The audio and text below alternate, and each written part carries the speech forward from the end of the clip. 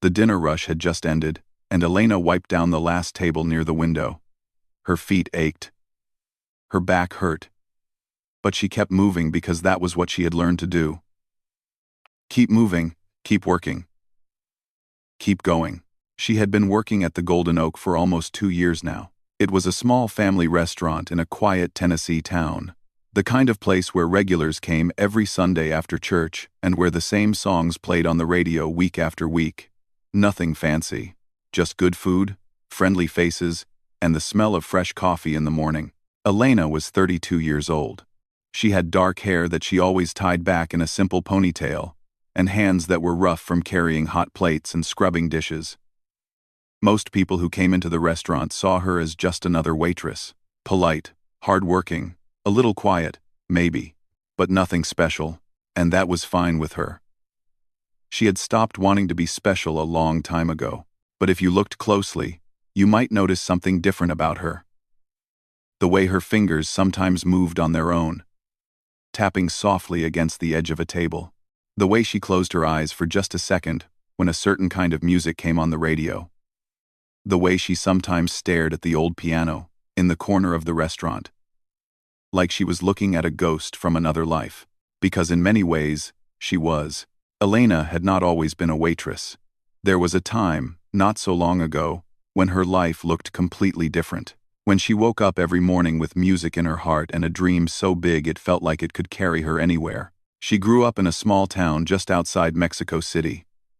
Her family was not rich, but they were happy. Her father worked as a carpenter, building furniture with his hands. Her mother sold homemade bread at the local market. And Elena, their only child, showed a gift for music before she could even speak. Her mother used to tell the story of how baby Elena would stop crying the moment she heard piano music. It did not matter if it was on the radio or coming from a neighbor's house. The sound of those keys would calm her like nothing else could. When Elena was 6 years old, her father saved up enough money to buy an old second-hand piano from a church that was closing down. It was out of tune and missing one of the black keys. But to Elena, it was the most beautiful thing she had ever seen. She taught herself to play by ear. She would listen to songs on the radio and then sit at the piano for hours, figuring out the notes one by one. By the time she was 10, she was better than most adults who had taken lessons their whole lives. Her teachers at school noticed. One of them, a kind woman who had studied music in her youth, told Elena's parents that their daughter had something rare, something that should not be wasted. So when Elena turned 14, her parents made a decision that changed everything. They scraped together every peso they had and sent her to audition for the Conservatorio Nacional, one of the most respected music schools in all of Mexico. Elena was terrified. She had never been to the big city before. She had never played in front of strangers. But when she sat down at the grand piano in that audition room, something magical happened. The fear disappeared. The world around her faded away, and all that was left was the music. She played a piece by Chopin, Nocturne in E-flat major. It was the most difficult thing she had ever attempted. But her fingers moved like they had a mind of their own, dancing across the keys with a grace that surprised even her. When she finished, there was silence. Then, one of the judges, an old man with white hair and glasses, stood up and started clapping. The others joined in.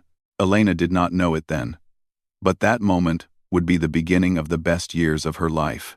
She got into the conservatory on a full scholarship. For the next 4 years, she studied with some of the best teachers in the country. She practiced 8 hours a day, sometimes more. She performed in concert halls and competed in national competitions. People started calling her a prodigy, a rising star, the girl with golden hands. Her parents were so proud. Every month, Elena would call home and tell them about her latest performance or the new piece she was learning. Her mother would cry, happy tears. Her father would say the same thing every time. Keep going, mija. You are going to do great things. Onderwijzig. Marketed. Her father would say the same thing, and Elena believed him. She believed that music was her destiny, that nothing could ever take it away from her. But life has a way of changing when you least expect it. It happened on a Tuesday. Elena was 18 years old, just a few months away from graduating. She was in the middle of a practice session when one of the school administrators came to find her. The look on his face told her something was wrong before he even opened his mouth. Her father had died. A heart attack, they said. He was working in his shop, building a cabinet for a customer, when he suddenly collapsed. By the time the ambulance arrived, it was too late. Elena took the next bus home. The 12-hour journey felt like a lifetime. She kept hoping it was some kind of mistake, that when she got home, her father would be standing at the door, smiling, asking why she looked so worried. But when she arrived, she found her mother sitting alone in the kitchen, holding her father's old work gloves. The house was silent. The piano in the corner sat untouched. Everything had changed. In the weeks that followed, Elena learned the truth about her family's situation. Her father had been hiding something from her. He had taken out loans to pay for her schooling, to keep up with the bills, to give Elena the chance to follow her dream. He had been working himself to exhaustion, taking on more and more jobs just to stay afloat, and now he was gone. And the debt remained. Elena made a decision that broke her own heart. She dropped out of the conservatory. She could not leave her mother alone with so much to pay off. She could not keep chasing a dream while her family drowned. Her teachers begged her to stay. They said she was making a mistake. They said talent like hers came along once in a generation. But Elena packed her bags and went home. For the next several years, she worked whatever jobs she could find. Cleaning houses, serving food, washing dishes. Every peso she earned went toward paying off the debt and taking care of her mother, whose health was getting worse with each passing year. The piano in their house sat silent. Elena could not bring herself to play it.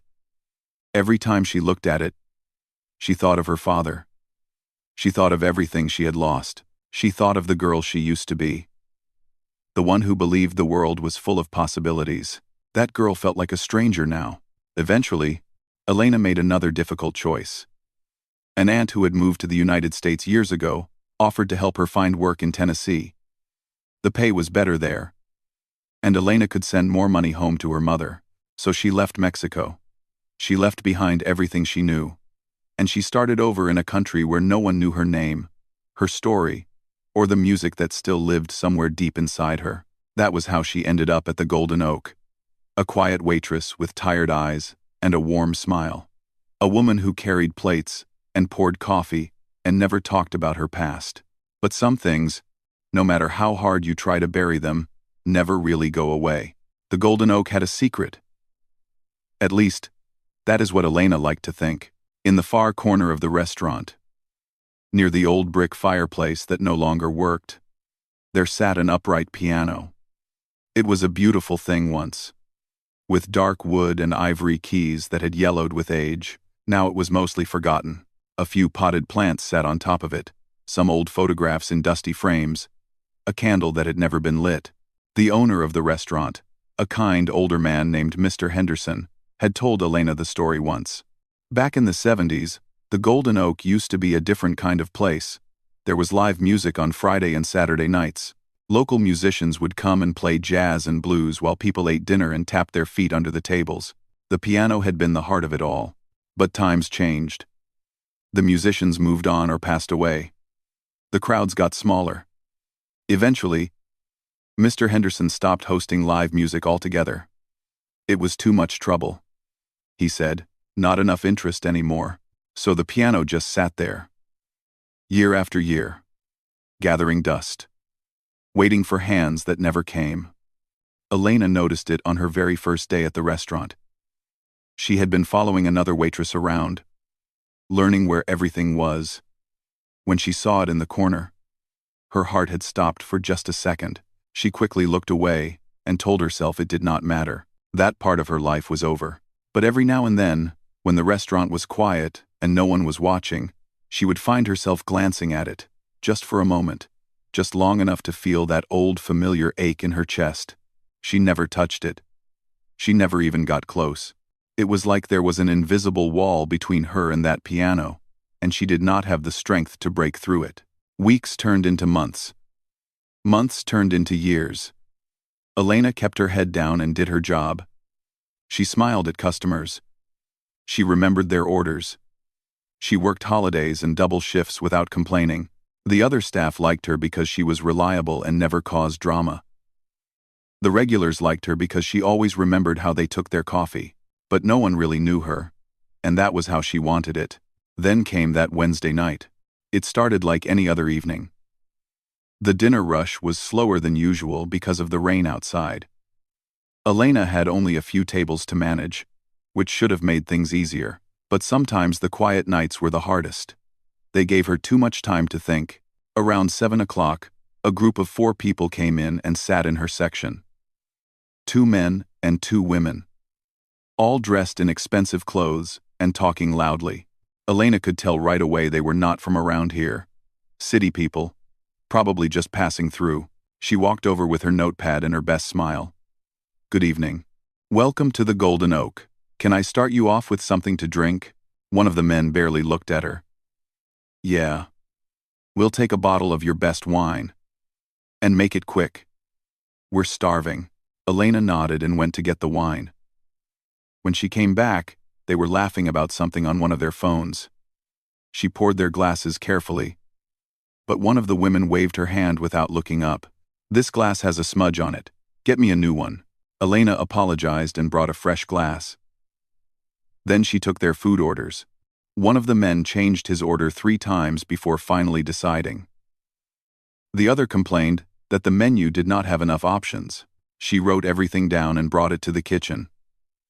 The cook, a big friendly guy named Ray, looked at the ticket and raised his eyebrows. "Table 12 giving you trouble?" Elena shrugged. "Nothing I can't handle." But it got worse. When the food came out, one of the women said her steak was overcooked. Elena offered to have the kitchen make a new one. The woman rolled her eyes and said she did not have time to wait. Then she pushed the plate away and spent the rest of the meal picking at her salad and making comments under her breath. The men complained that their drinks were not refilled fast enough, even though Elena had been checking on them every few minutes. One of them snapped his fingers at her like she was a dog. She pretended not to notice. By the time they finished eating, Elena's feet were aching, and her smile felt like it was made of glass. She brought the check and thanked them for coming in. They paid with a credit card, no tip. As they got up to leave, one of the women looked around the restaurant and laughed. "What a sad little place," she said to her friend. "I can't believe people actually eat here." They walked out without a second glance. Elena stood there for a moment, holding the empty check folder. Her hands were shaking. She told herself it did not matter. That she had dealt with rude customers before. That this was just part of the job, but something about tonight felt different. Maybe it was the way they had looked at her. Like she was invisible. Like she was nothing. Or maybe it was the rain outside, tapping against the windows like a sad song. Or maybe it was the fact that today was the anniversary of her father's death. And she had not told anyone because there was no one to tell. She blinked hard and took a deep breath. She would not cry. Not here, not now. She started clearing the table. Plates smeared with food they had barely touched. Napkins crumpled into balls. A half-empty wine glass with lipstick on the rim. She stacked everything on her tray and turned to walk back to the kitchen. That was when she saw the piano. It was just sitting there. Like it always was. Forgotten. But tonight, something about it caught her eye. Maybe it was the way the dim light from the fireplace fell across the keys. Maybe it was the dust floating in the air around it. Like tiny stars suspended in time. Elena stopped walking. She did not know why.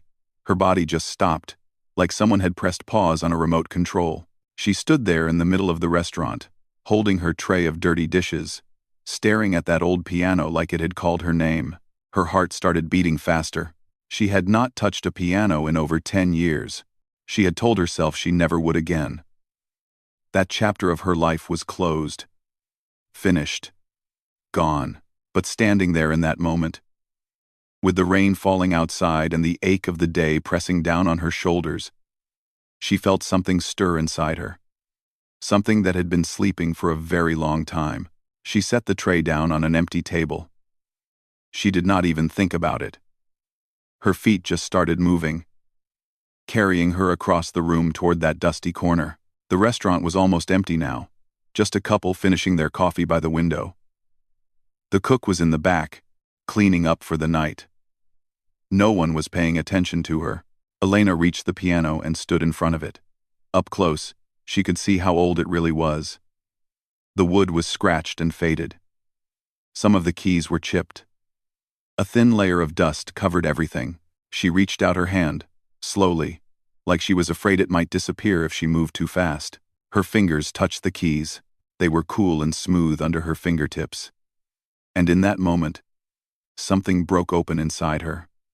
All those years of silence, all those memories she had tried so hard to forget, they came rushing back like a wave she could not stop. She saw her father's face, smiling at her from across the room while she practiced.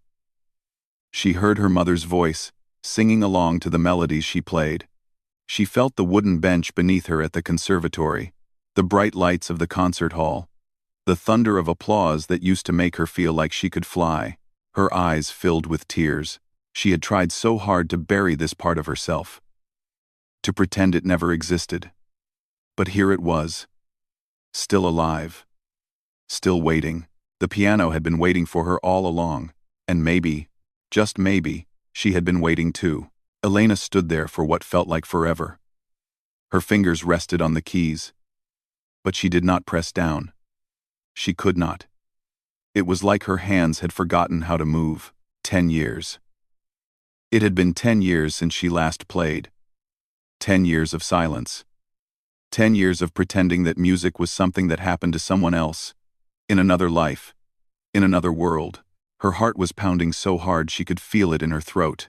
Part of her wanted to walk away, to go back to clearing tables and wiping down counters and pretending this moment never happened. That was the safe thing to do, the smart thing. But her feet would not move, and her hands would not leave the keys. The restaurant was quiet around her. The couple by the window had finished their coffee and were putting on their coats. The cook was still in the back, the sound of running water and clanking pots drifting through the kitchen door. A soft song played on the radio behind the counter, something old and slow that Elena did not recognize. She looked down at her hands. They were not the hands of a pianist anymore.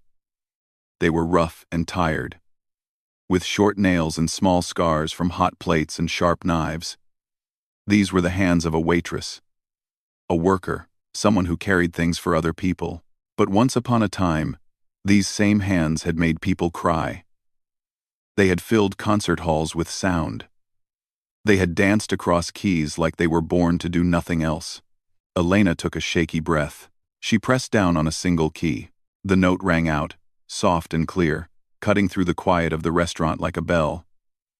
It was slightly out of tune, just a little flat, but to Elena it was the most beautiful sound she had heard in years. She pressed another key, then another. Her fingers started to move on their own. Slowly at first, like a river waking up after a long winter. She played a simple scale, just to feel the keys beneath her hands. Up and down, up and down. The muscle memory was still there, buried deep, waiting to be called back to life. And then, without even thinking about it, she started to play. It was Chopin. Nocturne, in E-flat major. The same piece she had played at her audition all those years ago. The same piece she had performed at her final recital before everything fell apart. It was the song that lived in her bones. The melody that had shaped who she was and who she had wanted to become. The first few notes were hesitant, uncertain, like she was asking permission from the piano, or maybe from herself. But as she continued, something shifted. The hesitation melted away, the doubt faded into the background, and all that was left was the music. Her fingers moved faster now, finding the rhythm, remembering the patterns. The melody poured out of her like water, breaking through a dam. It was not perfect. She stumbled on a few notes, missed a transition here and there. But it did not matter. Nothing mattered, except the sound filling the room, and the feeling rising up in her chest. She closed her eyes, And suddenly she was not in the restaurant anymore. She was back in Mexico, sitting at the old piano her father had bought for her. She could smell the wood and the dust. She could hear her mother humming in the kitchen. She could feel the warm afternoon light coming through the window, falling across her shoulders like a blanket. She was 16 again, playing for her father while he sat in his favorite chair and listened with his eyes closed. He never said much when she played. He did not need to. She could see everything in his face. The pride, the love, the wonder that his daughter could create something so beautiful. Tears started streaming down her cheeks, but she did not stop playing. She could not stop. The music had taken over, carrying her somewhere far away from the pain and the grief and the years of loneliness. She played through the slow, tender opening of the piece. She played through the rising middle section, where the melody swelled like a wave building toward the shore. She played through the quiet, aching passages that had always made her think of starlight and empty rooms and things that could never be said out loud. The restaurant had gone completely still. The couple by the window had stopped putting on their coats. They stood frozen, staring at the woman at the piano. The cook had come out of the kitchen, wiping his hands on his apron, his mouth slightly open. Even Mr. Henderson, who had been counting the register in the back, had come out to see what was happening. No one moved. No one spoke. No one even seemed to breathe. There were only about a dozen people in the restaurant that night. A young couple on a date, an older man eating alone by the bar, a family with 2 small children who had stopped fighting over crayons and were now sitting perfectly still, a woman reading a book who had let it fall closed in her lap. All of them were watching Elena, but she did not see them. She did not see anything. She was lost in the music, lost in the memories, lost in a world that existed only between the notes. The piece moved toward its final section. The melody slowed down, becoming softer, more fragile. Each note hung in the air like a whisper, like a secret being shared in the dark. Elena leaned into the piano, her whole body moving with the rhythm, her breath matching the rise and fall of the sound. And then, with one last gentle chord, it was over. The final note faded into silence. Elena sat there with her hands still on the keys, her eyes still closed. She was trembling. Her cheeks were wet with tears she did not remember crying. Her heart was beating so fast it felt like it might burst out of her chest. For a long moment, no one moved. Then someone started clapping. It was the older man at the bar. He put down his fork and brought his hands together. Slowly at first, then faster. The young couple joined in. Then the family. Then the woman with the book. Then the cook and Mr. Henderson and everyone else in the room. The applause filled the restaurant, bouncing off the walls and the windows and the old brick fireplace. It was not a huge crowd, but in that moment, it sounded like a symphony. Elena opened her eyes. She looked around, confused, like she had just woken up from a dream. She saw all these people staring at her, clapping for her, some of them with tears in their own eyes. She saw the cook giving her a thumbs up. She saw Mr. Henderson shaking his head in disbelief. She did not know what to do. This was not supposed to happen. She was just a waitress. She was not supposed to be sitting at this piano. She was not supposed to be playing music that made strangers cry. Her face turned red with embarrassment. She quickly stood up from the bench, nearly knocking it over. She wiped her eyes with the back of her hand and started walking toward the kitchen, mumbling apologies under her breath. "I'm sorry," she said to Mr. Henderson as she passed him. "I don't know what came over me. It won't happen again." But before she could reach the kitchen door, someone stepped in front of her. It was a man she did not recognize. He was older, maybe in his late 60s, with gray hair and kind eyes behind wire-rimmed glasses. He was wearing a simple brown jacket and holding a cup of coffee that had gone cold. He looked at her with an expression she could not quite read. It was not pity. It was not curiosity. It was something else. Something deeper. "Excuse me," he said softly. Elena stopped. She looked at him, still wiping the tears from her face. "Where did you learn to play like that?" The question hung in the air between them. Simple words, but they carried the weight of everything she had been running from for the past 10 years. She opened her mouth to answer, but nothing came out, because she did not know how to explain it. She did not know how to tell this stranger about the little girl who fell in love with music, about the father who believed in her, about the dreams that died and the silence that followed. She did not know how to say any of it, but something in his eyes told her that maybe, just maybe, he already understood. Elena stared at the man in front of her. Her mind was still spinning from what had just happened. The music, the applause, the tears she could not stop, and now this stranger standing in her way, asking questions she did not know how to answer. "I'm sorry," she said quietly. "I really need to get back to work." She tried to step around him, but he did not move. He was not being rude about it. He was just standing there, calm and patient, like he had all the time in the world. "Please," he said. "Just 1 minute. That's all I'm asking." Something in his voice made her stop. It was gentle, kind. There was no judgment in it. No expectation. Just honest curiosity. And something that almost sounded like respect. Elena looked around the restaurant. The other customers had gone back to their meals, though a few of them were still glancing her way. Mr. Henderson had disappeared into the back office. The cook was leaning against the kitchen doorway, watching with a small smile on his face. She turned back to the stranger and took a deep breath. "What do you want to know?" The man smiled softly. He gestured toward an empty table nearby. "Would you sit with me? Just for a moment?"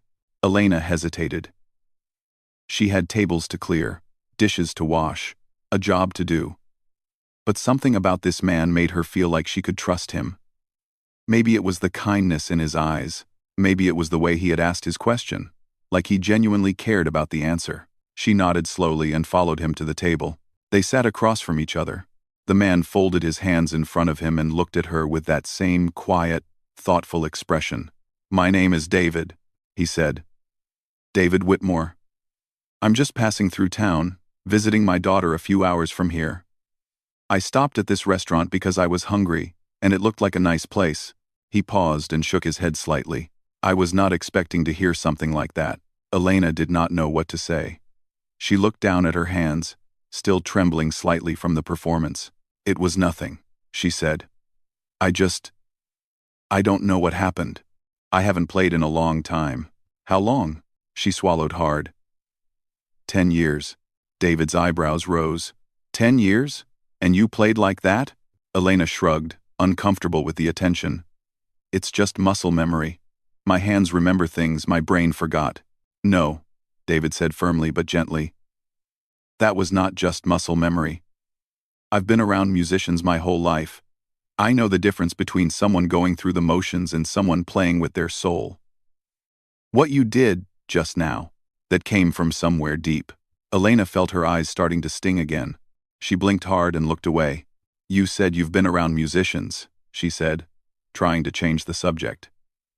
"What do you mean?" David leaned back in his chair. "I taught music for almost 40 years. I was a professor at Vanderbilt University, in Nashville. Piano, mostly, but also music theory and history. I retired a few years ago." Elena looked at him with new eyes. A music professor. From a real university. And he was sitting here, talking to her like she was someone worth talking to. "I've heard thousands of students play over the years," David continued. "Some of them were very good. Some of them were not. But every once in a while, maybe once or twice a decade, I would hear someone who had something special. Something you can't teach." He looked directly at her. "You have that something." Elena shook her head. "You don't understand. That was a long time ago. I'm not that person anymore." "Then who are you?" The question caught her off guard. She opened her mouth to answer, but the words got stuck in her throat. Who was she? She was a waitress. A daughter trying to take care of her mother from thousands of miles away. A woman who worked double shifts and counted every penny and went home to an empty apartment every night. But was that really who she was? Or was that just who she had become because she had no other choice? David seemed to sense her struggle. He leaned forward slightly. "I'm not trying to upset you," he said. I can see that there's a story here. And I have a feeling it's one you haven't told anyone in a very long time. Elena looked at him. This stranger. This man she had known for less than 5 minutes. Something about the way he listened, the way he waited, made her feel safe, made her feel seen, and before she knew it, she was talking. She told him everything. She told him about growing up in Mexico, about her father buying that old piano from the closing church, about teaching herself to play by ear and falling in love with music before she even understood what love meant. She told him about the conservatory, the scholarship, the dreams that seemed so close she could touch them. She told him about the teachers who believed in her and the concerts that made her feel like she was flying. And then she told him about the phone call, the bus ride home, the funeral, the debt, the decision to leave everything behind. She told him about coming to America, about working jobs that had nothing to do with who she was, about avoiding pianos like they were reminders of a wound that would never heal. She told him about her mother, still back in Mexico, still struggling with her health, about the money she sent home every month, about the guilt she carried for not being there. By the time she finished, her coffee had gone cold, and the restaurant had emptied out. It was just the two of them now, sitting in the dim light, surrounded by the silence. David did not say anything for a long moment. He just sat there, taking it all in. Then he reached across the table and placed his hand gently on top of hers. "Thank you," he said quietly. "Thank you for telling me." Elena wiped her eyes with her free hand. She felt lighter somehow, like she had been carrying a heavy bag for years and had finally set it down. "I don't know why I told you all that," she said. "I've never told anyone, not even the people I work with. Sometimes it's easier to talk to a stranger," David said. "And sometimes the right person shows up at exactly the right moment." He let go of her hand and sat back. "Elena, I'm going to ask you something, and I want you to think about it before you answer." She nodded slowly. "If you had the chance to play again, really play, would you take it?" Elena felt her heart jump. "What do you mean?" "I mean exactly what I said. If someone offered you the chance to go back to music, to finish what you started, would you do it?" She wanted to say yes. The word was right there, sitting on the tip of her tongue. But 10 years of doubt and fear held it back. "I don't know," she said honestly. "I'm not the same person I was. I don't even know if I still have it in me." David smiled. It was a warm smile, full of understanding. "What I heard tonight tells me you do. The question is whether you're ready to believe it yourself." He reached into his jacket pocket and pulled out a small business card. He slid it across the table toward her. "I have some friends," he said. "People I used to work with. There are programs, scholarships, opportunities for people like you, people who had to put their dreams on hold but never really let them go." Elena looked at the card. It had his name, a phone number, and an email address. Simple. Nothing fancy. "I'm not saying it will be easy," David continued. "It won't be. But I've seen what you can do. And I think it would be a tragedy if the world never got to hear it again." He stood up and put on his coat. "Think about it. That's all I'm asking. And if you ever want to talk, or if you need help getting started, you call me." Elena stood up too, still holding the card. "Why are you doing this?" she asked. "You don't even know me." David paused and looked at her with those kind, wise eyes. "Because 40 years ago, someone did the same thing for me. Someone believed in me when I didn't believe in myself. And I've spent my whole life trying to pay that forward." He smiled one last time. "Have a good night, Elena. And don't let that piano collect dust again." Then he walked out of the restaurant and disappeared into the night. Elena stood there for a long time, staring at the door. She looked down at the card in her hand. Then she looked back at the old piano in the corner. For the first time in 10 years, the future did not feel like an empty road. It felt like a door waiting to be opened. Elena did not sleep that night. She lay in her small apartment, staring at the ceiling, turning the business card over and over in her fingers. The edges were getting soft from all the handling, but she could not put it down. Part of her wanted to throw it away, to forget about the whole thing and go back to her normal life. It was safer that way. Easier. She knew how to be a waitress. She knew how to keep her head down and get through each day. She did not know how to be a musician anymore, but another part of her, a part she had buried so deep she almost forgot it existed, was whispering something different. What if? What if she called him? What if she tried? What if, after all these years, there was still a chance? And the questions kept spinning in her head until the sun came up. She went to work that morning with dark circles under her eyes. Mr. Henderson noticed and asked if she was okay. She said she was fine, just did not sleep well. He nodded and did not push it. That was one of the things she liked about him. He cared, but he gave people space. The day passed slowly. Elena moved through her tables like a ghost, smiling when she needed to smile, saying the right things at the right times. But her mind was somewhere else entirely. Every time she walked past the piano, she felt it pulling at her. Like a magnet. Like a voice calling her name. 3 days went by. Then a week. The business card stayed in her pocket, getting more worn with each passing day. Finally, on a quiet Sunday morning, she made a decision. She picked up her phone and dialed the number. David answered on the third ring. He did not sound surprised to hear from her. He sounded like he had been waiting. They talked for almost an hour. He told her about a program at a music academy in Nashville, designed for adult students who had to put their education on hold. It was not easy to get into, but David had connections. He believed she had a real chance. Elena listened to everything he said. Her heart was pounding the whole time.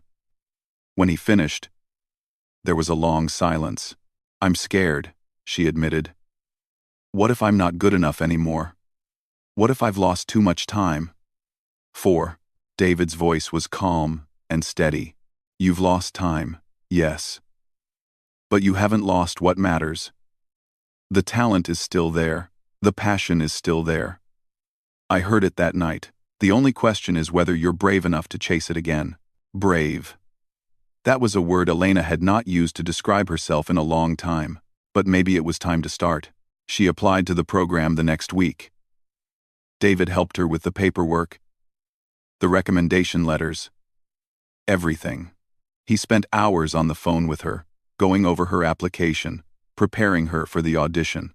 The audition was the hardest thing she had ever done, harder than leaving Mexico, harder than saying goodbye to her dreams the first time.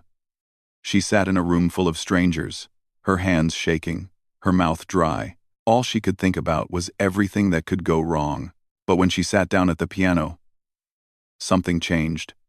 The fear did not disappear, but it moved to the background. And in its place came something stronger, something that had been waiting inside her for 10 long years. She played Chopin, the same piece, the one that had started everything. When she finished, there was silence. Then one of the judges, a woman with silver hair and sharp eyes, leaned forward and said something Elena would never forget. "Where have you been hiding?" 2 weeks later, she got the letter. She had been accepted. Full scholarship. Elena cried when she read it. She called her mother and told her everything. Her mother cried too. But this time, they were happy tears. Tears of hope and pride and dreams coming back to life. The next few months were the hardest of her life. She worked at the restaurant during the day and attended classes at night. She practiced every spare moment she had, sometimes until her fingers ached and her eyes could barely stay open. There were days when she wanted to quit. Days when she felt like she was too old, too tired, too far behind. But every time she felt like giving up, she thought about her father. She thought about the piano he had bought her. She thought about the words he used to say. "Keep going, Mija.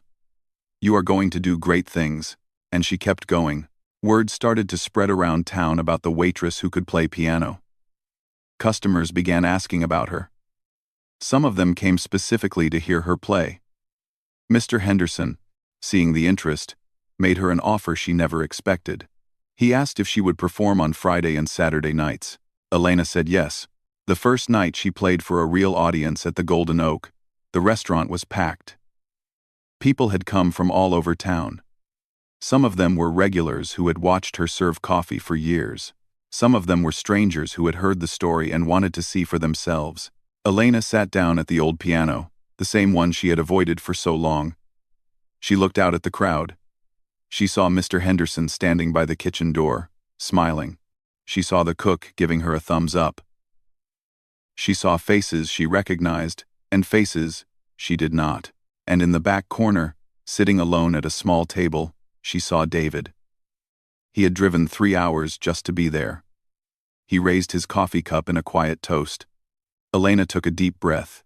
She placed her hands on the keys, and she played. The music filled the room like sunlight breaking through clouds. It was not perfect. It never would be. But it was real. It was honest. It was everything she had been holding inside for 10 years, finally set free. When she finished, the applause was so loud it shook the windows. People stood up from their chairs. Some of them were crying. Elena stood and took a small bow, still not quite believing this was her life now. After the performance, David found her by the kitchen. He did not say much. He just hugged her and said, "Your father would be proud." Elena could not speak. She just nodded, tears rolling down her cheeks. 6 months later, Elena graduated from the program with honors. She was offered a teaching position at a local music school, working with young students who reminded her of herself at that age. She still worked at the Golden Oak on weekends, not because she needed the money, but because it was the place where everything changed. She eventually saved enough to bring her mother to America. They found a small house together, not far from the restaurant. There was a room just for the piano. An old upright that Elena had bought secondhand. It was out of tune and missing a key, just like the one her father had given her all those years ago. It was perfect. Some nights, after a long day of teaching and playing and living this new life, Elena would sit at that piano alone. She would close her eyes and let her fingers wander across the keys. And in those quiet moments, she could almost feel her father sitting beside her, listening, smiling, proud. She never forgot the night that changed everything. The rude customers, the tears, the dusty piano in the corner, the stranger who asked a simple question and opened a door she thought was locked forever. She never forgot what it felt like to give up on herself, and she never forgot what it felt like to be given a second chance. Because that was the thing about dreams. They did not die just because you stopped chasing them. They waited, patiently, quietly, until you were ready to find them again. And sometimes, all it took was one night, one song, one person who believed in you. Elena learned that lesson the hard way, but she learned it. And every time she sat down at the piano, she made herself a promise. She would never stop playing again.